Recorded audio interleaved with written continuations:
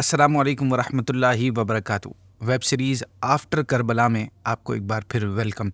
ناظرین، last episode میں بتایا تھا کہ ابن زیاد کا مکان بند ہونے کی وجہ سے خولی امام علی مقام کے سر مبارک کو اپنے گھر لے گیا تھا۔ پھر وہاں اس کی اپنی وائف کے ساتھ جو کنورزیشن ہوئی تھی وہ بھی ہم نے سنی۔ آج کے ایپیسوڈ میں ہم اسی سے کنیکٹ کر کے آگے بڑھیں گے۔ ناظرین، ابن زیاد کوفہ کے گورنر ہاؤس میں بیٹھا تھا اور لوگوں کو محل میں آنے کی جنرل پرمیشن تھی، یعنی کوئی بھی اندر آ سکتا تھا۔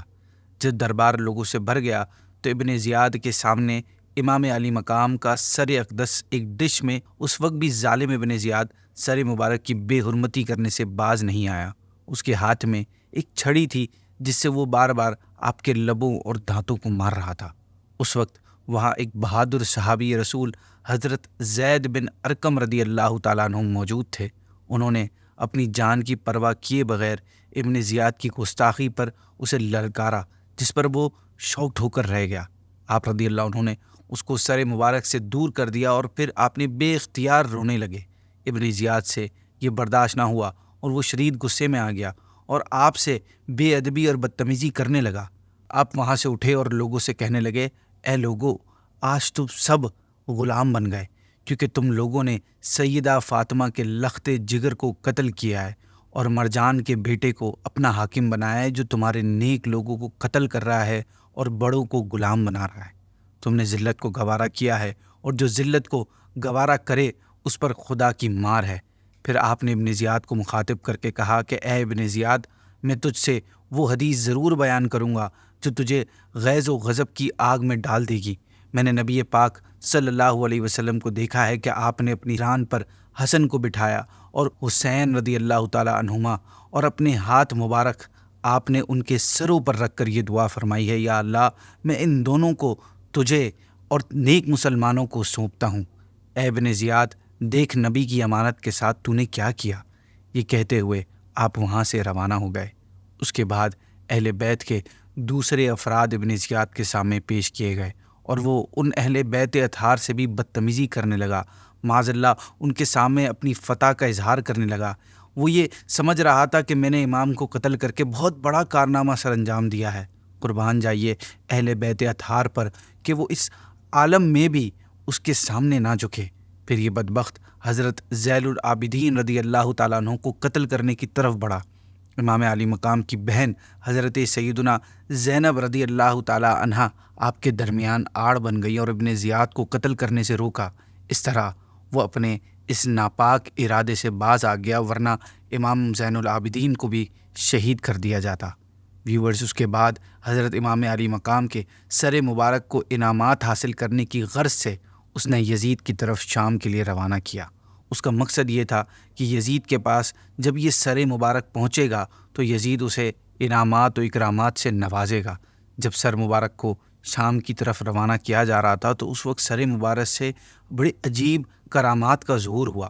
چنانچہ حضرت زید بن ارقم سے روایت ہے کہ جب ابن زیاد نے حکم دیا کہ حضرت امام حسین کے سر انور کو نیزے پر چڑھا کر کوفہ کی گلیوں میں پھرایا جائے، تو اس وقت میں اپنے مکان کی کھڑکی میں کھڑا قرآن حکیم کی سورہ کہف کی تلاوت کر رہا تھا۔ پڑھتے پڑھتے جب میں اس آیت کریمہ تک پہنچا جو کہ سورہ کہف کی آیت نمبر 9 تھی، جس کا ترجمہ ہے، کیا تمہیں معلوم ہوا کہ پہاڑ کی کوہ میں اور جنگل کے کنارے والے ہماری ایک عجیب نشانی تھے۔ اس آیت پر پہنچتے ہی سر مبارک سے ایک آواز آئی، اے قرآن پڑھنے والے، اصحاب کہف کے قصے سے زیادہ عجیب میرا قتل کرنا اور سر نیزے پر لیے پھرنا ہے۔ ناظرین، حقیقت یہی ہے کیونکہ اصحاب کہف پر ظلم غیر مسلموں نے کیا تھا اور انہیں قتل نہیں کیا گیا تھا، اور امام علی مقام کو ان کے نانا جان کا کلمہ پڑھنے والوں نے مہمان بنا کر بلایا، پھر بے وفائی کی اور 3 دن بھوکا پیاسا رکھ کر شہید کر دیا۔ یہ زیادہ عجیب ہے۔ پھر جب یزیدیوں کا یہ گروپ امام علی مقام کے سر مبارک کو لے کر پہلی منزل پر ایک چرچ کے پاس رات گزارنے کے لیے رکا اور شراب پینے میں مصروف ہو گیا، تو ان کے سامنے کہیں سے ایک لوہے کی ایک قلم ظاہر ہوئی، اور اس قلم نے خون سے یہ شعر لکھا جس کا ترجمہ ہے کہ جنہوں نے حضرت امام حسین کو قتل کیا ہے وہ اس بات کی امید رکھتے ہیں کہ ان کے نانا جان قیامت کے دن ان کی شفاعت کریں گے۔ یزیدیوں نے جب یہ دیکھا تو اس پر ان کو بڑا تعجب ہوا۔ دوسری روایت میں یہ بھی آیا ہے کہ جب ان کی نگاہ لکھے ہوئے شعر پر پڑی تو انہوں نے چرچ کے راہب سے پوچھا کہ یہ شعر کس نے لکھا ہے اور کب لکھا ہوا ہے؟ راہب نے کہا، یہ کس نے لکھا ہے یہ مجھے معلوم نہیں، البتہ اتنا جانتا ہوں کہ یہ تمہارے نبی کے زمانے سے 500 برس پہلے کا لکھا ہوا ہے۔ ناظرین، اس راہب نے جب شہیدوں کے سروں کو نیزے پر اور چند بیویوں کو اور بچوں کو قید کی حالت میں دیکھا تو اس کا دل بھر آیا، اور پوچھنے پر اس نے پورا حال جب اس کو پتہ چلا تو اس نے کہا، معاذ اللہ، تم لوگ کتنے برے آدمی ہو کہ تم نے اپنے نبی کی اولاد کو قتل کر دیا اور پھر ان کے بال بچوں کو قیدی بنایا ہوا ہے۔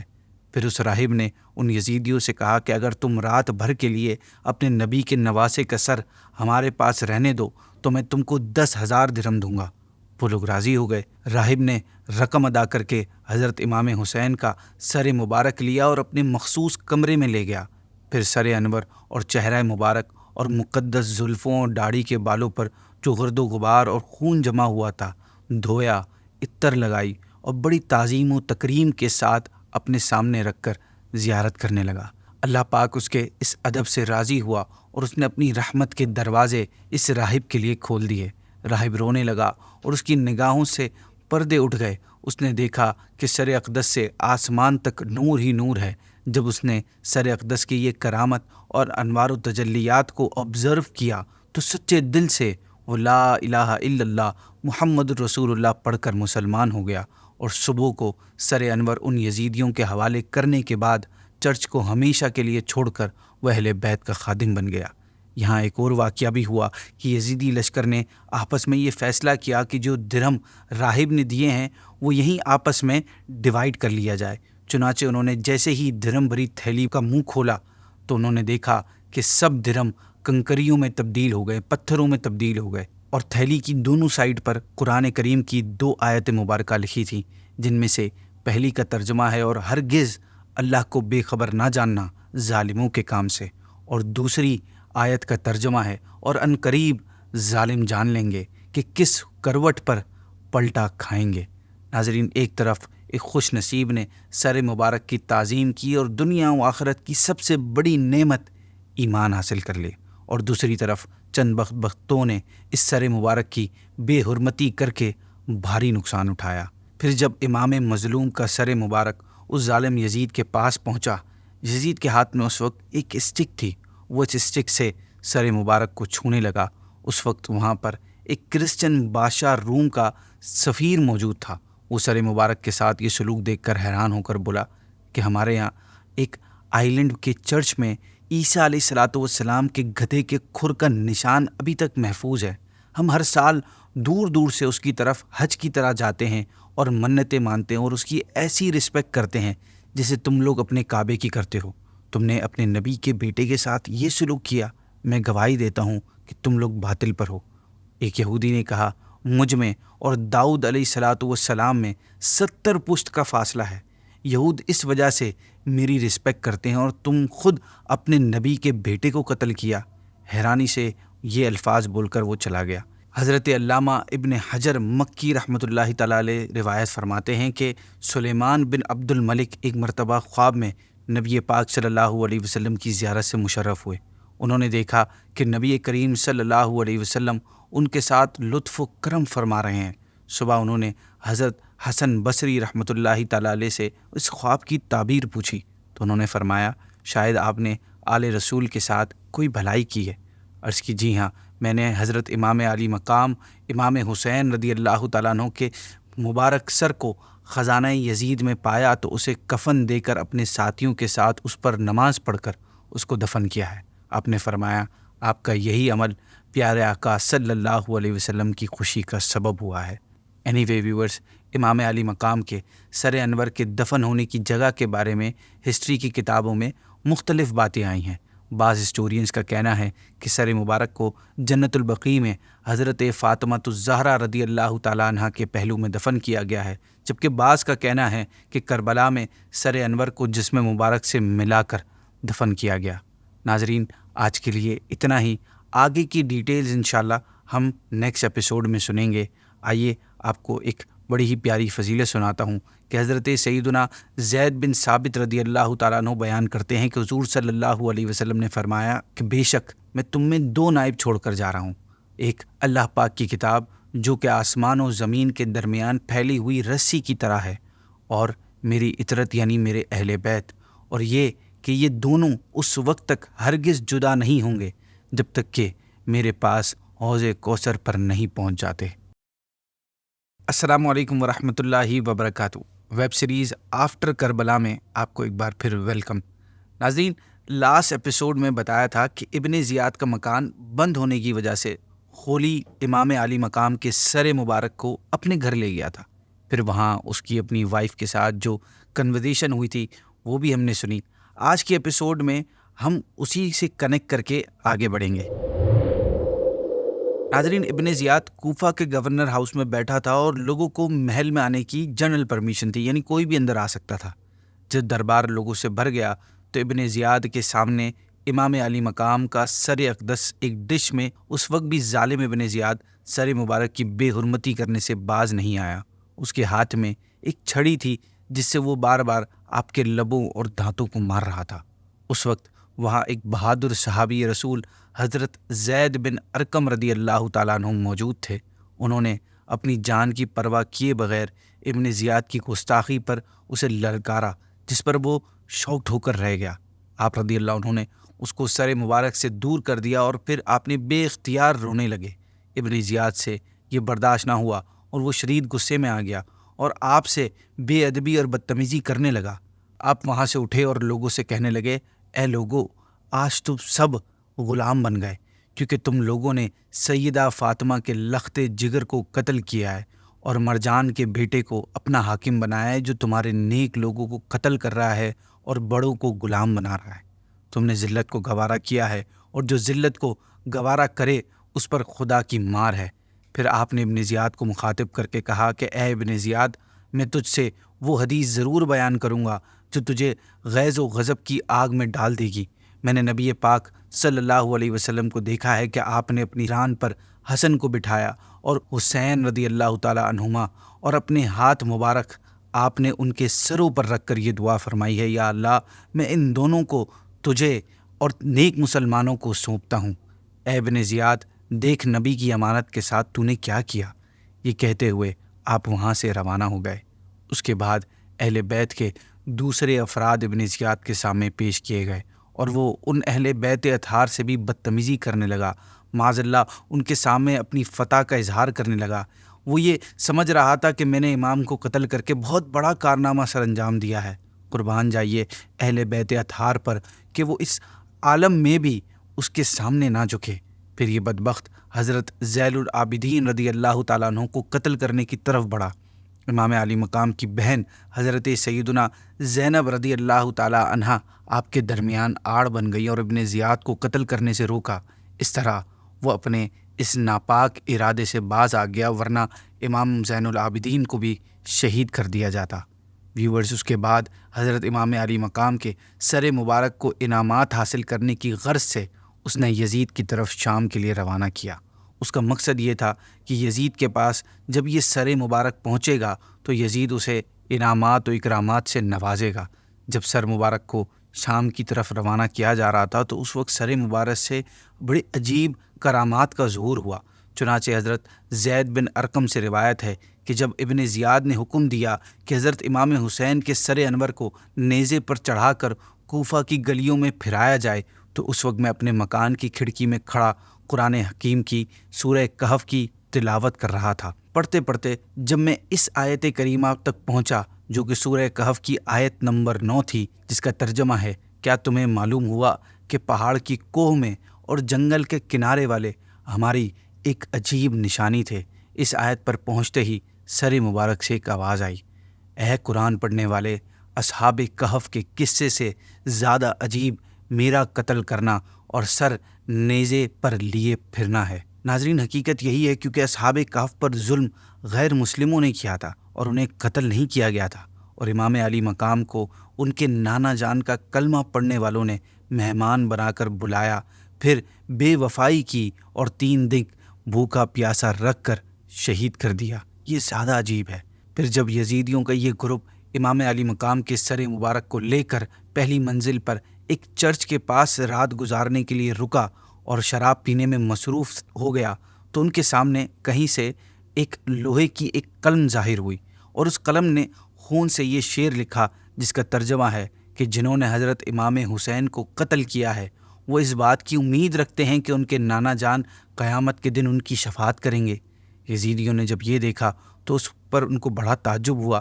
دوسری روایت میں یہ بھی آیا ہے کہ جب ان کی نگاہ لکھے ہوئے شعر پر پڑی تو انہوں نے چرچ کے راہب سے پوچھا کہ یہ شعر کس نے لکھا ہے اور کب لکھا ہوا ہے؟ راہب نے کہا، یہ کس نے لکھا ہے یہ مجھے معلوم نہیں، البتہ اتنا جانتا ہوں کہ یہ تمہارے نبی کے زمانے سے 500 برس پہلے کا لکھا ہوا ہے۔ ناظرین، اس راہب نے جب شہیدوں کے سروں کو نیزے پر اور چند بیویوں کو اور بچوں کو قید کی حالت میں دیکھا تو اس کا دل بھر آیا، اور پوچھنے پر اس نے پورا حال جب اس کو پتہ چلا تو اس نے کہا، معاذ اللہ، تم لوگ کتنے برے آدمی ہو کہ تم نے اپنے نبی کی اولاد کو قتل کر دیا اور پھر ان کے بال بچوں کو قیدی بنایا ہوا ہے۔ پھر اس راہب نے ان یزیدیوں سے کہا کہ اگر تم رات بھر کے لیے اپنے نبی کے نواسے کا سر ہمارے پاس رہنے دو تو میں تم کو 10,000 درہم دوں گا۔ وہ لوگ راضی ہو گئے۔ راہب نے رقم ادا کر کے حضرت امام حسین کا سر مبارک لیا اور اپنے مخصوص کمرے میں لے گیا۔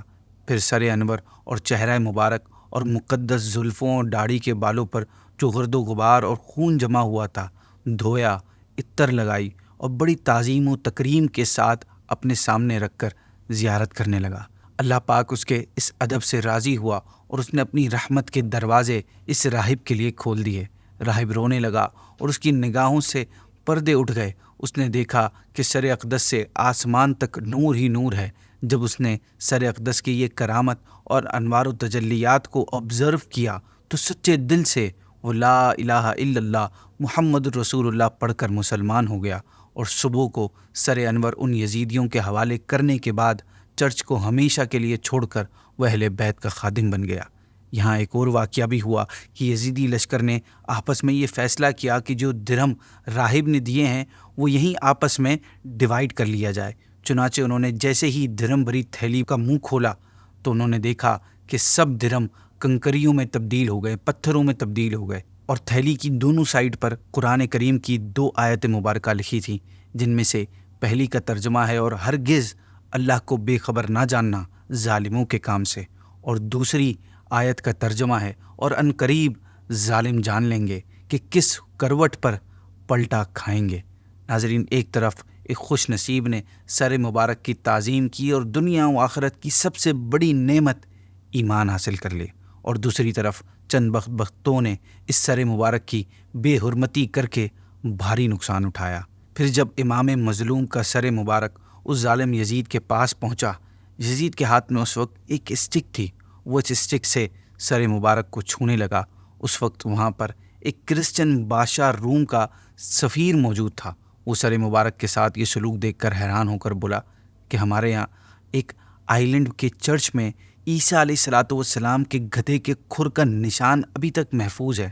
ہم ہر سال دور دور سے اس کی طرف حج کی طرح جاتے ہیں اور منتیں مانتے ہیں اور اس کی ایسی رسپیکٹ کرتے ہیں جیسے تم لوگ اپنے کعبے کی کرتے ہو۔ تم نے اپنے نبی کے بیٹے کے ساتھ یہ سلوک کیا، میں گواہی دیتا ہوں کہ تم لوگ باطل پر ہو۔ ایک یہودی نے کہا، مجھ میں اور داؤد علیہ الصلاۃ والسلام میں 70 پشت کا فاصلہ ہے، یہود اس وجہ سے میری رسپیکٹ کرتے ہیں اور تم خود اپنے نبی کے بیٹے کو قتل کیا۔ حیرانی سے یہ الفاظ بول کر وہ چلا گیا۔ حضرت علامہ ابن حجر مکی رحمۃ اللہ تعالیٰ علیہ روایت فرماتے ہیں کہ سلیمان بن عبد الملک ایک مرتبہ خواب میں نبی پاک صلی اللہ علیہ وسلم کی زیارت سے مشرف ہوئے۔ انہوں نے دیکھا کہ نبی کریم صلی اللہ علیہ وسلم ان کے ساتھ لطف و کرم فرما رہے ہیں۔ صبح انہوں نے حضرت حسن بصری رحمۃ اللہ تعالیٰ علیہ سے اس خواب کی تعبیر پوچھی تو انہوں نے فرمایا، شاید آپ نے آل رسول کے ساتھ کوئی بھلائی کی ہے۔ عرض کی، جی ہاں، میں نے حضرت امام علی مقام امام حسین رضی اللہ تعالیٰ عنہ کے مبارک سر کو خزانہ یزید میں پایا تو اسے کفن دے کر اپنے ساتھیوں کے ساتھ اس پر نماز پڑھ کر اس کو دفن کیا ہے۔ آپ نے فرمایا، آپ کا یہی عمل پیارے آقا صلی اللہ علیہ وسلم کی خوشی کا سبب ہوا ہے۔ اینی وے ویورز، امام علی مقام کے سر انور کے دفن ہونے کی جگہ کے بارے میں ہسٹری کی کتابوں میں مختلف باتیں آئی ہیں۔ بعض ہسٹورینز کا کہنا ہے کہ سر مبارک کو جنت البقیع میں حضرت فاطمہ الزہرا رضی اللہ تعالیٰ عنہ کے پہلو میں دفن کیا گیا ہے، جبکہ بعض کا کہنا ہے کہ کربلا میں سر انور کو جسم مبارک سے ملا کر دفن کیا گیا۔ ناظرین، آج کے لیے اتنا ہی۔ آگے کی ڈیٹیلز انشاءاللہ ہم نیکسٹ ایپیسوڈ میں سنیں گے۔ آئیے آپ کو ایک بڑی ہی پیاری فضیلت سناتا ہوں کہ حضرت سیدنا زید بن ثابت رضی اللہ تعالیٰ عنہ بیان کرتے ہیں کہ حضور صلی اللہ علیہ وسلم نے فرمایا کہ بے شک میں تم میں 2 نائب چھوڑ کر جا رہا ہوں، ایک اللہ پاک کی کتاب جو کہ آسمان و زمین کے درمیان پھیلی ہوئی رسی کی طرح ہے، اور میری اطرت یعنی میرے اہل بیت، اور یہ کہ یہ دونوں اس وقت تک ہرگز جدا نہیں ہوں گے جب تک کہ میرے پاس حوض کوثر پر نہیں پہنچ جاتے۔